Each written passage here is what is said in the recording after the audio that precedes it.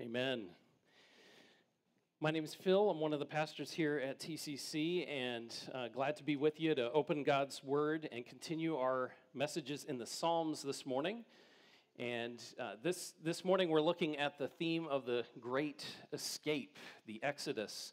And I'm thankful for whoever the prayer warriors were that kept the storms at bay and everything this morning. So thank you for praying, and please keep praying, because I don't know if it's going to break loose at any moment, and we might have one of the plagues pouring down upon us this morning. So hopefully we won't have that.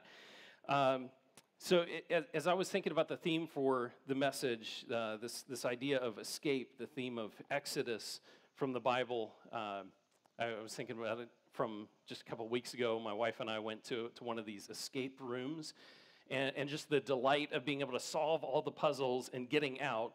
And by the way, guys, if you're looking for a great date night activity for you and your wife or your girlfriend, like that's a great idea. That's a freebie this morning. So go do that. It's awesome. And this was not sponsored by Breakout Greenville or anything. The idea of escape is something that's just lodged in all of our minds.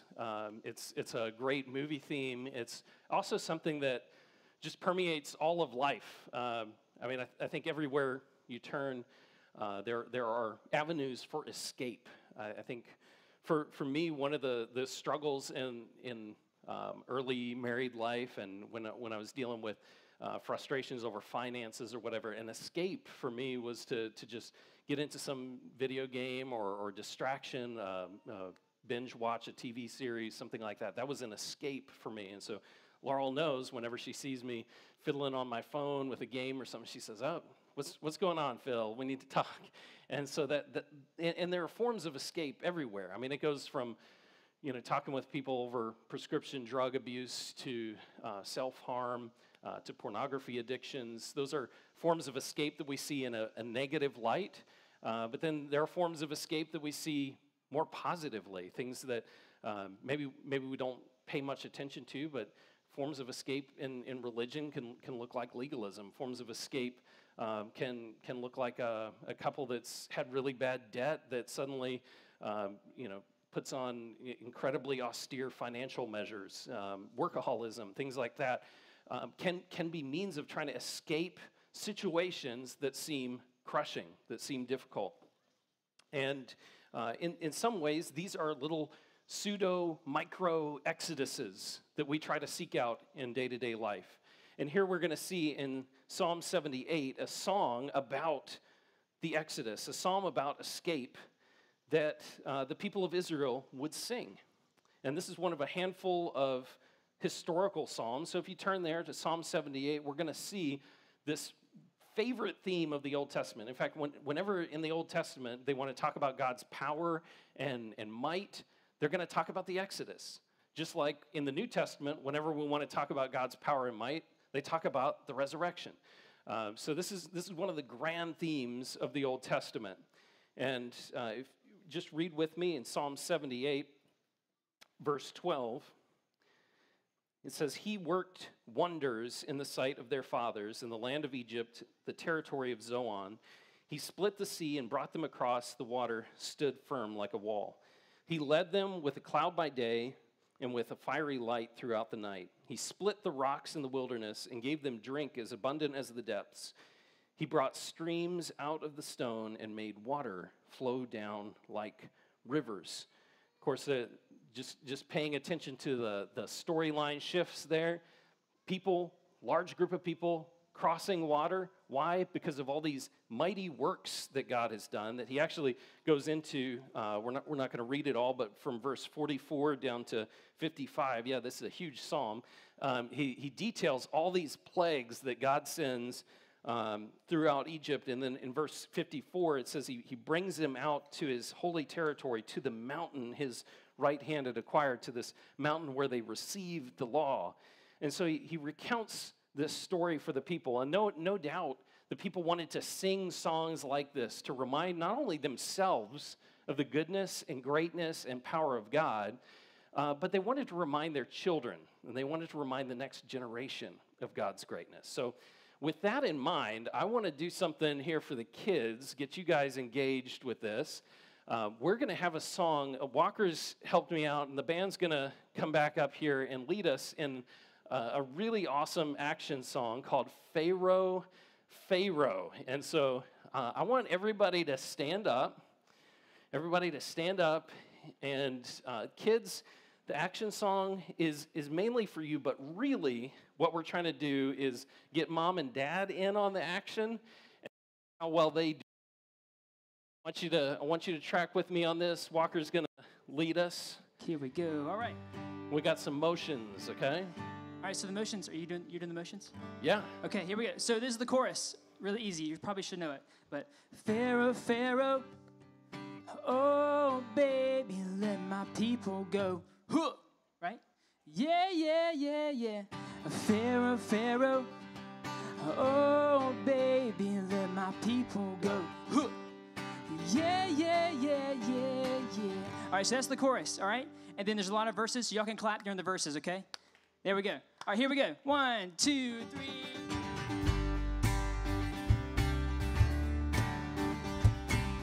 All right, here we go. Sing Pharaoh, Pharaoh.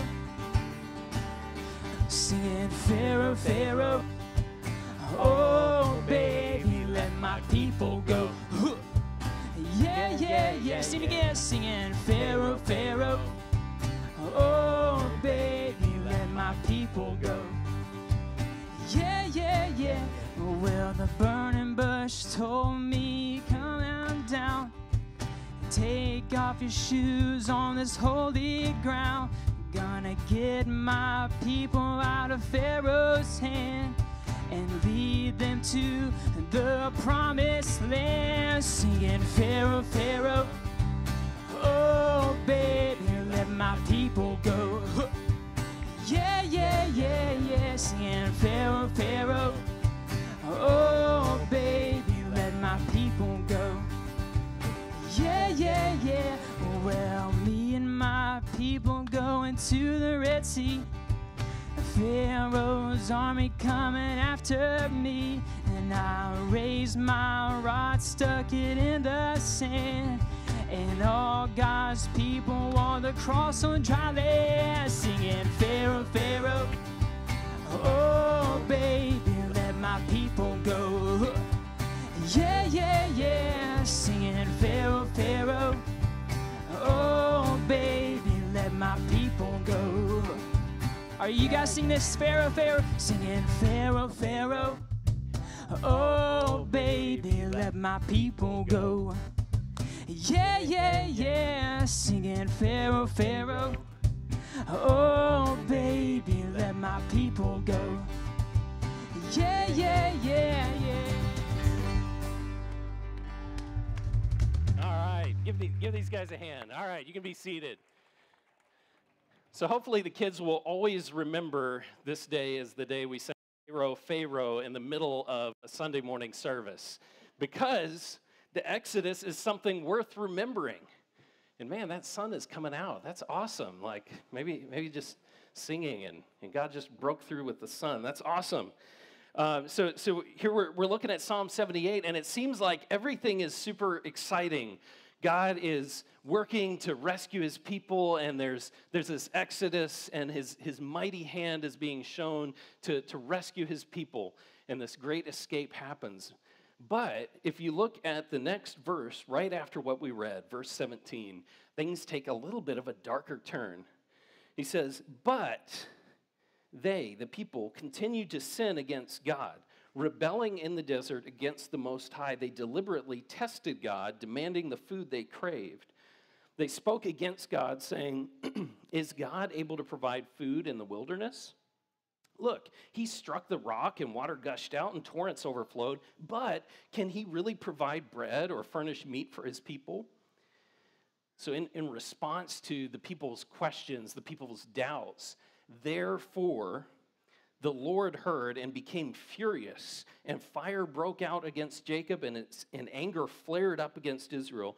Because, why? They did not believe God or rely on his salvation. He gave a command to the clouds above and opened the doors of heaven. Now, if you just pause there for a second, what do you think is going to happen? The hammer's going to drop, right? The people of Israel are going to get wiped out. God is just going to smash them. But what does he do? The next verse, God's response, he rained manna for them to eat. He gave them grain from heaven. The people ate the bread of angels. He sent them an abundant supply of food. He made the east wind blow in the skies and drove the south wind by his might. He rained meat on them like dust and winged birds like the sand of the seas. He made them fall in the camp around the tents, and the people ate and were completely satisfied. Pay attention to that. Just utter satisfaction with the provision of God in the midst of their unbelief. For he gave them what they craved before they had turned from what they craved, while the food was still in their mouths. God's anger flared up against them, and he killed some of their best men. He struck down Israel's fit young men. Despite all this, they kept sinning and did not believe his wondrous works. Isn't this amazing how this psalm recounts both the highs and the lows of God's people? I mean, we tend to, whenever we're telling our stories or our nation's stories, what do we want to tell? We want to tell people the good stuff, the highlight, the glorious things that have happened because of our nation. We don't want to dwell on the dark spots of the terrible things like slavery or unjust wars or anything like that. We don't want to talk about that. We want to talk about the good stuff. And so we gloss over the uglier, messier parts of our history to talk about the other things. We see this on an individual level. I've talked to many businessmen who've made it in their careers, and they love to talk about their success stories. They love to talk about how they've built their business from nothing, from scratch, with just eking out a meager existence. But when you actually start digging and asking a little more questions, oh yeah, there was that really good loan that you got at the bank, or the family member that put up a bunch of money, or some early investors that threw in for you and made you what you are. But let's gloss over that and talk about how we pulled ourselves up by our bootstraps. And that's how we all are really in life. We want to highlight our victories and show how great we are, talk about how we made it uphill both ways to school. And when it comes to our defeats and failures, well, we can basically gloss over those, blame them on someone else, and just kind of ignore and move on. I think some of you USC fans might understand that. And so there's this pressure to glamorize our stories, and you even see this. This shows up throughout ancient literature as well. One of the oldest pieces of literature that we have is this story called the Epic of Gilgamesh. And it's a story of this guy and his exploits and all the great stuff that he did, but it doesn't talk about his failures, his warts, his mistakes, none of that. Virgil wrote this piece called the Aeneid that basically glamorizes Rome, and it's one of these famous works of literature. It doesn't talk about the mistakes, doesn't talk about the failures, just tells the great story of Rome and their victories. One of the oldest pieces of English literature. If you're a high school student, you're probably reading Beowulf right now. Yeah, there you go.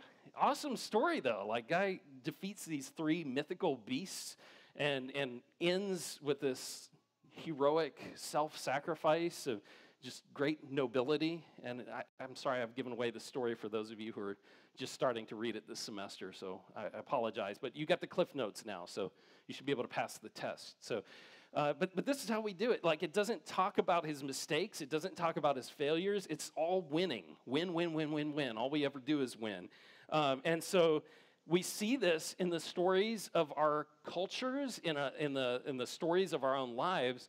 But here in Psalm 78, what does he do? Like, he intermixes successes, which really are God's successes, to be fair, and then intersperses that with these stories of incredible failure that are really the people's failure. And if you think about it like that just has a ring of honesty to it to me. It feels like real life. And that's because they're recounting real life. This is what it looks like to be real humans walking and trying to figure out a relationship with God, and in spite of our brokenness and sin, this is what it looks like. And throughout the Old Testament, I mean, you have these stories of like David, the greatest king of all of Israel. And what do? Some of the biggest stories about David are his failures, his sins. And it rings true as well in the Gospels. If you were having to make up a religion where the main figure of that religion was someone who had died, resurrected, and gone on to heaven, and it was up to 12 of you to go then explain that story to everyone around you, you would probably tell that story with you in the best possible light, because everybody's going to be looking at you, right? And so what did the gospel writers do? I mean, basically they portray the disciples as a bunch of knuckleheads. I mean, they don't know what they're doing. Jesus is rebuking them for their lack of faith. They don't really know what Jesus is up to. And so the story paints a real life portrayal of events, unlike what we see in most of literature in most religions. And so it's this kind of picture that Psalm 78 gives us. But it's not entirely bleak. In verse 70, he gives just a pinprick of light. We'll turn there. He points us, it says, he chose David his servant and took him from the sheep pens and from tending ewes. He brought him from tending ewes to be the shepherd over his people Jacob, over Israel his inheritance. He shepherded them with a pure heart and guided them with his skillful hands. And so he says, look, there is something more to this. There is hope. There is something that we can kind of look to in David. And so the psalm, probably written around the time of David's inauguration as king of Israel, gives them some glimpse of political hope and saying, well, if we can just get the right king in, things are going to be all right. And people are hoping that this roller coaster of God's deliverance and then our failure is going to be fixed by David. And the psalmist is kind of right, but kind of not all the way there. It gives us a snapshot of what it could be like. David steps in for a limited time, does some really good stuff. But then after David leaves the scene, the wheels fall off. And everything goes into chaos. And that's the rest of the Old Testament story for the most part. And so where do we find hope without David, the human king, fixing all the problems? Well, the good thing is one of the New Testament stories actually picks up a bunch of the little themes that we've touched on here in Psalm 78. So I want you to keep a finger or keep a marker or something there in Psalm 78 and flip over to John 6. John 6. And John 6 tells us the story of the feeding of 5,000, or at least 5,000 people. And this is a really interesting story in the Gospels. Obviously, there are a lot of questions about, do miracles really happen? Is this sort of thing really true? I mean, we've talked about how real life the Gospels are. Well, this is part of that real life story. This happened in real history. And so they're counting this, and you can even see in the details of this story, this is not somebody abstractly making this up. I mean, they're talking about the green grass and everything that they see in that experience. This is an eyewitness type of story. And it's such an eyewitness story that it's one of the few things that's repeated in all 4 Gospels.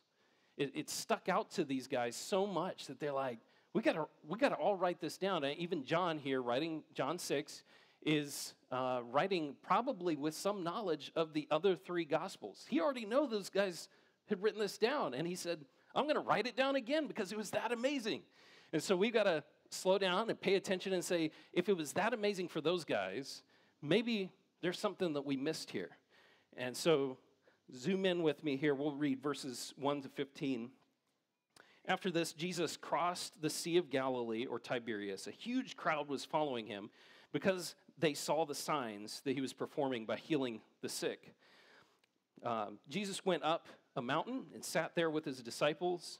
Now the Passover, a Jewish festival, was near. So when Jesus looked up and noticed the huge crowd coming toward him, he asked Philip, where will we buy bread so that these people can eat? And he asked this to test him, for he himself knew what he was going to do. And Philip answered him, 200 denarii worth of bread wouldn't be enough for each of them to have a little. One of his disciples, Andrew, Simon Peter's brother, said to him, there's a boy here who has 5 barley loaves and 2 fish, but what are they for so many? Jesus said, have the people sit down. And there was plenty of grass in that place, so they sat down. The men numbered about 5,000. Then Jesus took the loaves, and after giving thanks, he distributed them to those who were seated. So also with the fish, as much as they wanted. When they were full, he told his disciples, collect the leftovers so that nothing is wasted. So they collected them and filled 12 baskets with the pieces of the 5 barley loaves that were left over by those who had eaten. When the people saw the sign he had done, they said, this truly is the prophet who has come into the world. Therefore, when Jesus realized that they were about to come and take him by force to make him king, he withdrew again to a mountain by himself. Just a few quick observations on this passage. So looking at verse 1, you have this group of people who have crossed a body of water. Verse 2 says it was a huge crowd, this massive group of people crossing a body of water. Why? Why did they cross the water? Well, because of all these miracles and signs that had happened on the other side of that water. Okay, tracking with me? Sounding sort of like Psalm 78 a little bit. Okay, well, and then if it weren't enough, verse 3, they go up to a mountain where Jesus is going to talk to those people. And so they're ascending up to this mountain. Matthew actually tells us that this mountain is in a place that is a desert. So a lot of familiar themes should be ringing in your head by now. And then to top it off, verse 4 tells us just this random piece of information. It says, now the Passover, a Jewish festival, was near. Well, what's Passover? Passover is the yearly feast where the Jewish people would celebrate God's rescue and that great escape from Egypt. And so here they are in the middle of the wilderness at a mountain. Jesus is leading them out. And what does he do for them in the wilderness? Verse 11 says he takes these loaves and provides for their needs. That they had as much as they wanted. You even can hear an echo there of Psalm 78. Even just flipping back there in verse 29, it says, the people ate and were completely satisfied. There's that filled to the full and then some kind of language going on there. So John is echoing that. But then there's this random other tidbit in John 6 that almost seems like really bizarre. In verse 10, it says, the men numbered 5,000. And at first glance, you might say, well, what does John have against women and children? Like, is he sexist or something? Like, what's going on with this 5,000 men thing? Well, the 5,000 men thing would have been really important for a Jewish reader of this passage. Why? Because there was Passover that was mentioned there in verse 4 is one of the few pilgrim festivals of the Jews. And so if you were a Jewish male, you would certainly be expected to be traveling down south to Jerusalem. But what do you have instead? You have 5,000 men, not just a couple, but 5,000 men who are supposed to be on the road south to Jerusalem, headed where? Out east, across the Sea of Galilee, out into the wilderness, out of the way, out of any kind of pathway to Jerusalem, and they're out there at this mountain with Jesus. So there's something different here. There's some kind of new exodus, new Passover, new escape that is being granted in Jesus, and the people are somehow paying attention to this. But I think Psalm 78 bears out that even though people will follow God out into the wilderness and get excited about the good stuff that he's doing and the powerful works that he does, doesn't necessarily mean that those people really believe. And that's what Psalm 78 hit a couple times. And here we see just a few verses later, if you look down at verse 30, he's asked a question by some of the people who were actually there for this miracle. They saw Jesus break up those 5 loaves of bread and feed 5,000 men and then some women and children beyond that. And they asked Jesus, can you imagine this audacity? Jesus, what sign then are you going to do so that we may see and believe you? Okay, all right. That's a good start, good start. They said, what are you going to perform? Our ancestors ate manna in the wilderness, just as it is written. And here they quote Psalm 78. He gave them bread from heaven to eat. Psalm 78, verse 24. Where it talks about God giving them bread from heaven. Why? Because he's angry with them. and he sends down the bread from heaven. Wow, what a ironic quotation that they would choose there from the Old Testament. So the people here are prodding Jesus and pushing back a little bit and saying, you got to give us something more than that. And so what's Jesus' response? Verse 32, Jesus said to them, truly I tell you, Moses didn't give you the bread from heaven. Moses didn't himself bring down the bread from heaven. That wasn't Moses' power to do. Instead, my Father gives you the true bread from heaven. For the bread of God is one. It's a person who comes down from heaven and gives life to the world. So he corrects their misperception about Moses and his greatness and his power and says, look, I can one-up that. I did that on my own power, but you're still missing the point. You're looking for this earthly Exodus. You're looking for a earthly Moses who you can take and make into your king and rescue you from the dark situation that you find yourself in, but you're not looking for one who's come to rescue you from the dark heart within you. You're looking for the wrong kind of Exodus. You're looking for this little pseudo-Exodus that can rescue you for a moment, and I'm offering you something that can rescue you for eternity. You're missing the point, guys. And so Jesus pushes back, and he, as Jesus is often tends to do, he says, they respond, sir, give us this bread always, in verse 34. And in verse 35, he says, I am the bread of life. Don't miss this.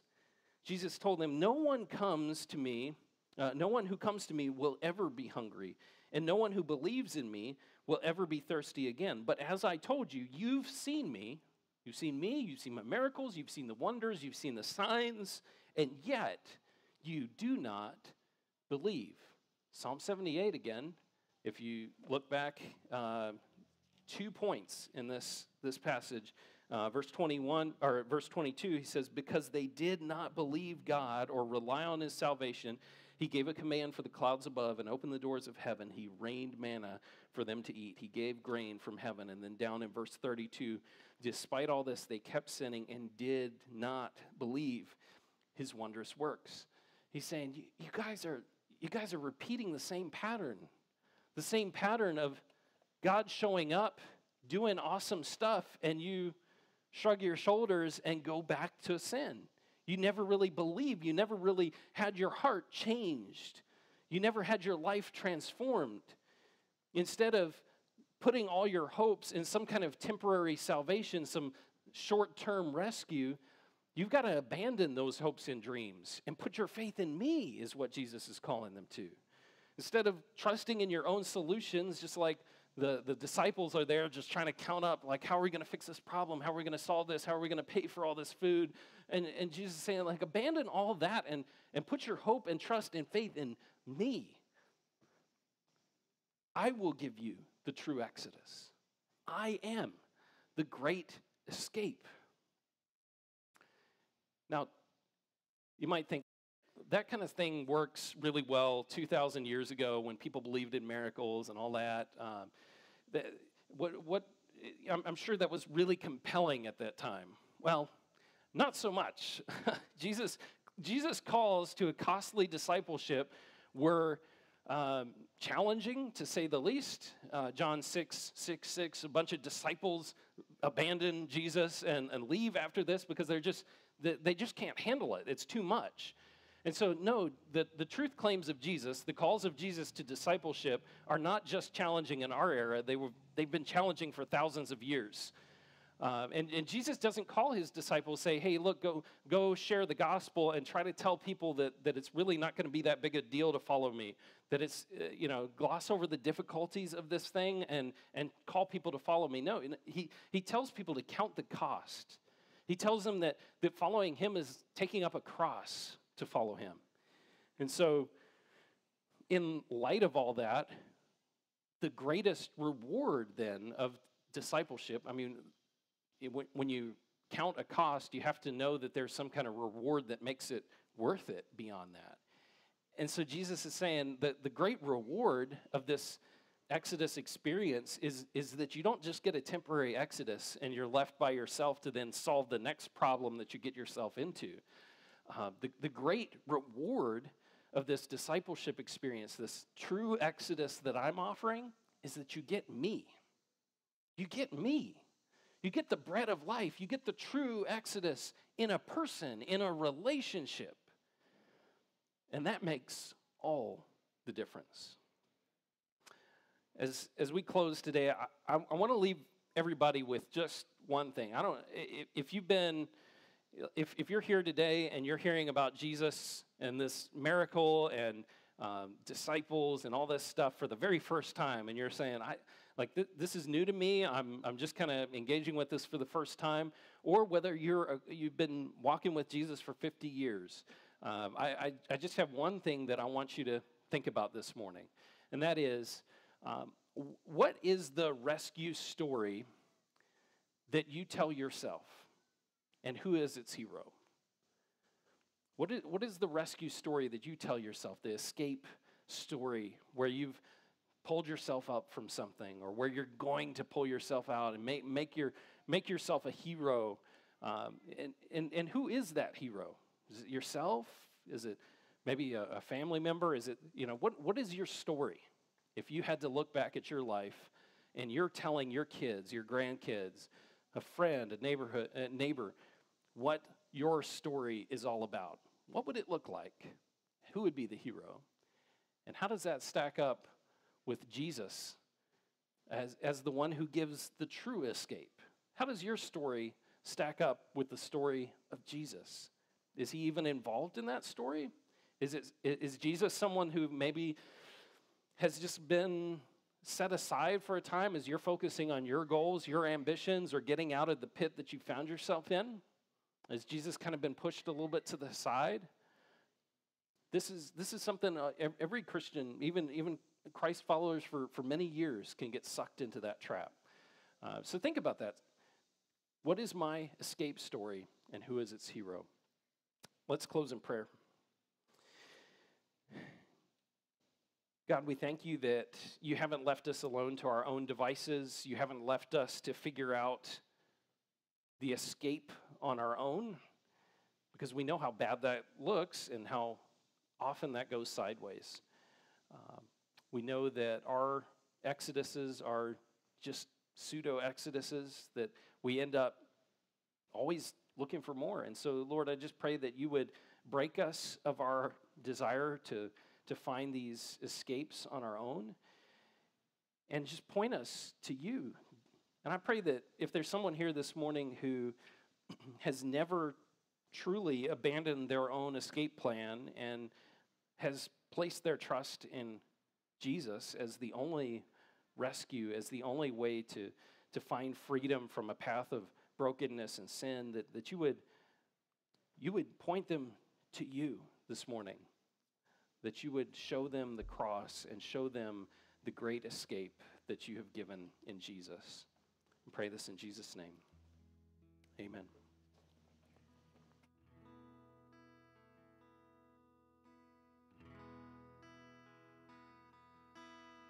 Stand together this morning.